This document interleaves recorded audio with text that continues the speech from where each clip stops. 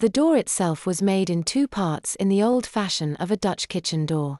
In use, the upper half was always left open unless the infant screaming in the nursery became too loud for the other children in the daycare to be able to take their naps. The bottom half was always left closed so that the infants who were allowed to play on the carpet couldn't escape to the other areas of the daycare center.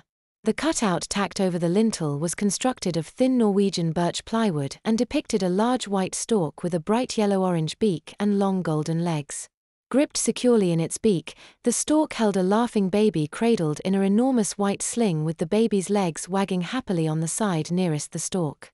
Clearly, from the advertisement over the door, the daycare's nursery was a place of contentment and pleasure for the infants who were lucky enough to spend their day with the cheerful faces of the commercial aproned nannies who ran that section of the daycare center.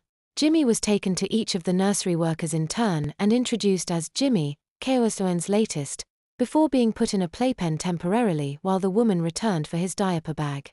As expected, Keostoen had signed him in and left without a word.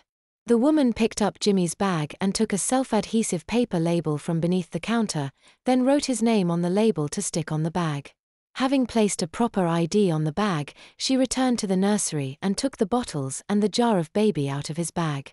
Once she had finished labeling the bottles of formula and jarred food, she put them in the refrigerator until they were needed. Then she placed his diaper bag on one of the shelves mounted high on the wall for storage. One of the workers closed the upper door to the nursery temporarily so they could talk privately about Keostoen's changeling.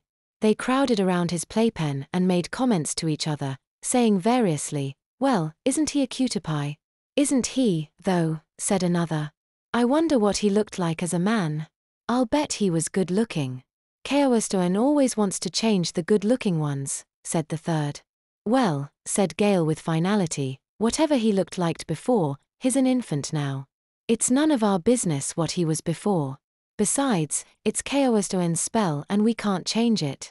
You know the rules." The third woman grinned evilly and asked, "Did Keostoen leave any special instructions for him or do we treat him like all of Keostoen's babies?" Gail shrugged as she said, "Since she didn't say that we should treat him any differently, then I guess we'll just follow her standing orders. It's up to you. He doesn't act like the others very much, but he may be better at hiding it than the others. Unless they're fighting the change, I don't get much of a kick from teasing them. While I don't have any sympathy for men, as all of you are well aware of, I do like being around babies. Otherwise, why would I work here? Because Becky ordered you to," the third woman snickered quietly under her breath.